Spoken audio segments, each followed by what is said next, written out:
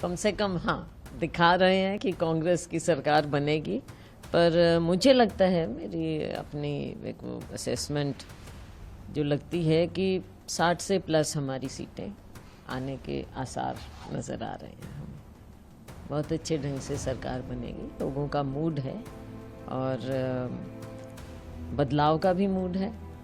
और कांग्रेस की ओर देख भी रहे हैं कि कांग्रेस एक अच्छा वायबल अल्टरनेटिव है, जो पिछले 10 साल का जो हरियाणा को पीछे ले गए भारतीय जनता पार्टी का जो शासन रहा, उससे अब विपरीत हो और लोगों की सरकार बने और हर वर्ग को लगे कि उसकी सरकार है।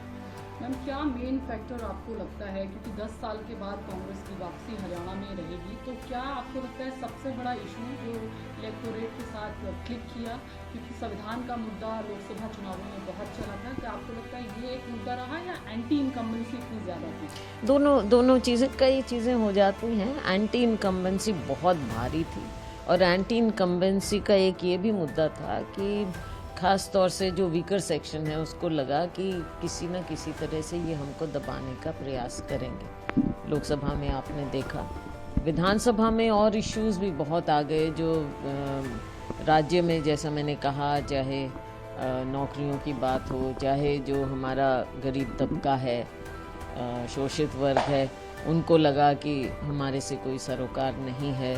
जो किसान है, मजदूर है, उनको सब पीछे आपने देखा कि सब नाराज़ हो रहे थे। और नाराज़ क्यों हो रहे थे? क्योंकि गलत पॉलिसी। और एक चीज़ और भी थी कि भाजपा के साथ कभी कोई कनेक्ट नहीं, कम्युनिकेशन नहीं रहा आम लोगों का।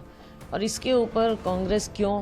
कांग्रेस इसलिए क्योंकि ज़मीन पर काम कर रहे, हमारे वर्कर ज़मीन पर काम कर रहे, सही मैसेजिंग कर रहे। लेकिन इसका सबसे बड़ा जो स्रोत रहा वो जब राहुल गांधी जी ने पद यात्रा की, I think that was the turning point. उस समय से कांग्रेस पार्टी को भी और लोगों में भी एक नई उम्मीद आई और कांग्रेस पार्टी को एक नई ऊर्जा मिली। हमारे वर्कर, जो कितने वर्कर राहुल जी से मिले भी, यात्रा में शामिल हुए, तो एक ऐसा कॉमन ग्राउंड मिला कि हमारा नेता हमारी बात कर रहा है। तो उससे माहौल, देश में भी माहौल बदला और हरियाणा में डेफिनेटली माहौल। के मुताबिक आपकी सरकार बन रही है, क्या रोल कुमारी शैलजा जी का इस सरकार में रहेगा? क्योंकि बार बार खासतौर से आपकी कम्युनिटी हो या लाजल, एक वो भी था कि एक दलित सीएम भी हरियाणा को मिलना चाहिए। क्या आपको लगता है कि जब सरकार बनेगी तो ये कंसेशन होगा? उससे भी ज़्यादा महत्वपूर्ण है एक महिला मुख्यमंत्री। महिला मुख्यमंत्री एक्सपीरियंस। देखो, ये सब चीज़ें हैं, लेकिन ये सब बातें हाईकमान को ही कंसिडर करना होगा। वो ही देखेंगे और वो अपने विवेक से फैसला लेंगे। सारी चीज़ें हैं और हर पहलू को मुझे विश्वास है कि हाईकमान इन सब पहलुओं को देखें।